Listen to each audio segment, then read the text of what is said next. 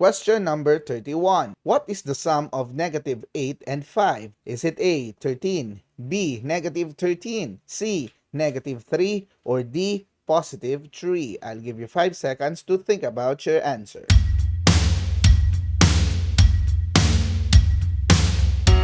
Okay, my dear math learners, in question number 21, it is asking for the sum. Now, what is sum? It is the result of addition. Now, when you are adding a negative number to a positive number, what you do is you just directly subtract the numbers. Okay? So, it will become reverse. So, 8 minus 5. Now, 8 minus 5, the answer is 3. Now, what would be the sign of this 3? Now, the sign will follow with the greater number. So, among 8 and 5, the greater number is 8. Now, what is the sign of 8? That is negative. So, therefore, the correct answer is negative 3.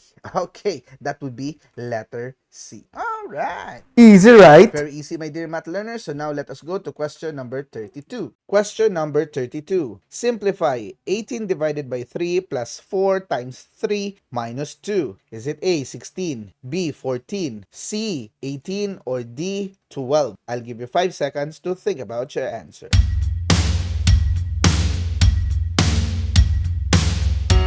Okay, my dear math learners, for this question, we will be applying the order of integers. Now, if you are given an expression with a combination of minus, plus, times, and divide, which operation do you use first? So, you will be applying PEMDAS or GEMDAS. Okay, so if that would be the case, if you have group here, there are no group given. The exponent, there are no exponents given. Now, we will be applying MDAS or DMAS. So the MDAS, of course, okay, so the multiplication and division can be interchanged, the addition and subtraction can be interchanged, but you will always be applying left to right. So therefore, you will start here, going here. Okay, so that is 18 divided by 3. The answer is 6. All right. Now, would you add 4 or not? All right, very good. Not yet, because you have here a multiplication. So the multiplication should be first done before adding and subtracting. So again, you can be simplifying first the multiplication and division. So 4 times 3, that would give you 12. So therefore, this will give you like this, because the plus here, I just copy it. The minus 2, I just copy it here. So therefore, that will become 6 plus 12. That is 18 minus 2. Very good. The correct answer is 16. Letter A. Now, let's check whether we are correct. Easy, right? Very easy, my dear math learners. Now, let us go to question number 33. Question number 33. Which expression equals 36? Is it A, the quantity of 8 minus 2 squared minus 3? Letter B, the quantity 5 plus 1 squared plus 2? Or letter C, the quantity 3 plus 2 squared plus 11? Or letter D, the quantity 6 plus 3 squared minus 11? I'll give you 5 seconds to think about your answer.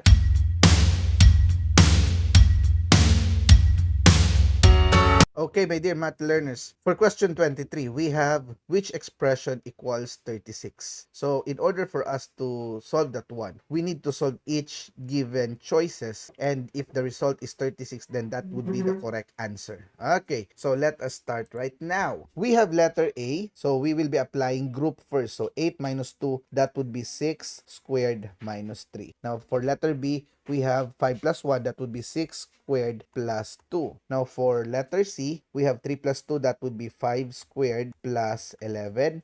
And for letter D, that would be 9 squared minus 11. Now, of course, when you are simplifying, you use first the squared. So, 6 squared would be 36. 6 squared would be 36. And 36 minus 3, that would be 33. So, this is wrong. Now, we have here 6 squared, that would still be 36 plus 2. This will become 38. That is also wrong. Now, we have here 5 squared. That would be 25.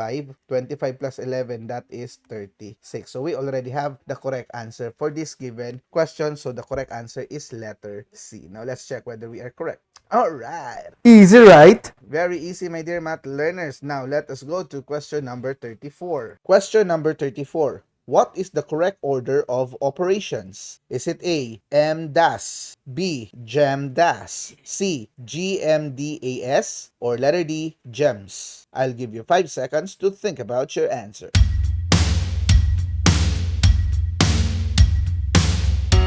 Okay, my dear math learners, as what I have said earlier, that in the order of operation for integers, we will be applying the group, the exponent, the multiplication, division, addition, and subtraction. And that is the meaning of the acronym letter B, GEMDAS. Okay, let's check whether we are correct. All right. Easy, right? Very easy, my dear math learners. Now let us go to question number 35. Question number 35. What is the absolute value of negative 15? Is it A, negative 15, B, 225, C, negative 225, or letter D, 15? I'll give you 5 seconds to think about your answer.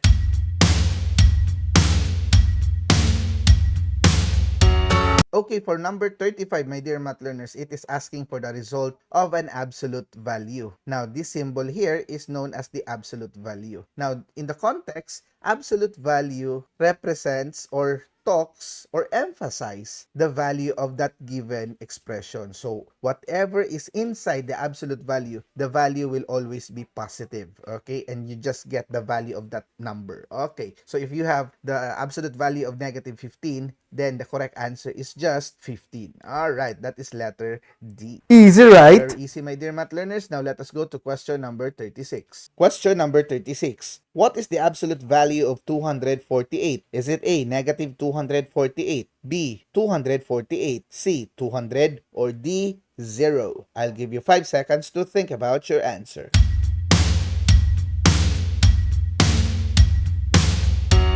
Okay, my dear math learners, the same scenario as question number 35. Regardless of the sign inside the absolute value, the answer will always be positive. So since in 36 we have here the absolute value of 248, then the value is 248. Letter B. Easy, right? Very easy, my dear math learners. So now let us go to question number 37. Question number 37. Compare the absolute value of negative 18 and the absolute value of 18. What can you conclude? Is it A, the absolute value of negative 18 is less than the absolute value of 18? B, the absolute value of negative 18 is greater than the absolute value of 18? C, the absolute value of negative 18 equals the absolute value of 18? Or letter D, the absolute value of negative 18 is not comparable to the absolute value of 18. I'll give you 5 seconds to think about your answer.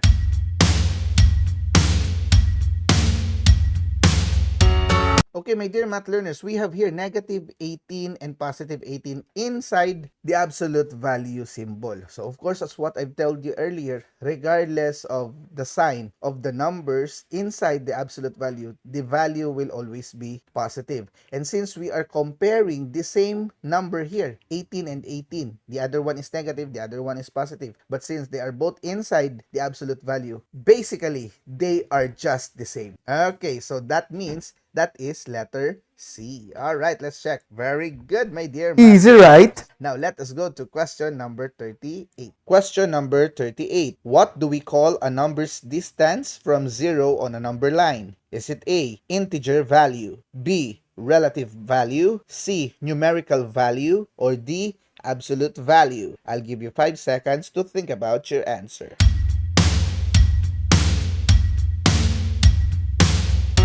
Okay, my dear math learners, this is now the definition of what we have been talking a while ago. So, it talks here, it is the distance from 0 on a number line. So, my dear math learners, when you are talking about distance, there are no negative distances. The distance will always be positive. And, of course, if we are talking about positive, we are just talking about value. It's absolute value. Very good. So, the correct answer for this given question is letter D. All right. Easy, right? Very easy, my dear math learners. So now let us go to question number 39. Question number 39. Which graph type uses rectangular bars of varying heights to display data? Is it A, bar graph, B, line graph, C, pie chart, or D, scatter plot? I'll give you 5 seconds to think about your answer. Okay, my dear math learners, in question number 39, we are just getting the key word of the given question. It says here it uses rectangular bars. So earlier when we are talking about types of graph, okay, when we are talking about line graph, it uses lines and points. When we are talking about the stem and leaf plot, it talks about stems and leaf. Now, when we are talking about rectangular bars in this case, of course, we are now considering letter A. Very good, the bar graph. Okay. Easy, right? Very easy, my dear math learners. Now let us go to the last question. Question number 40. When creating a temperature graph for December, what should not be included? Is it A, daily temperatures, B, temperature scale, C, January temperatures, or D, date labels? I'll give you 5 seconds to think about your answer.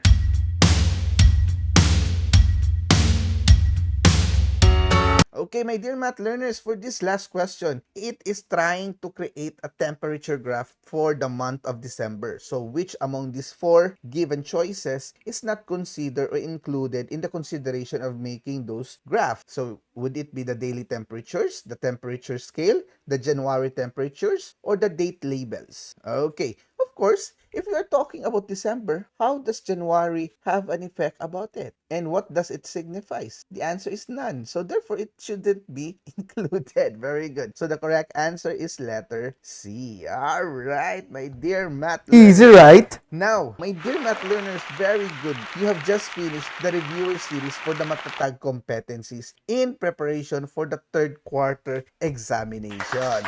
So my dear math learners, I hope you take this opportunity to share this, like this video, and subscribing to our new channel. We are trying to stand again to rebuild what we have lost due to the hijacking incident. This has been your YouTube edu creator, Math Teacher Ash, saying it is fun to learn mathematics if we are together learning. Thank you so much. God bless and keep safe always. I got a taste of the real world. I got battered on the North Shore. It gave me comfort when I always knew that. I always knew that you were there for me next door. I lived it hard on the long road. I ran through every single zip code.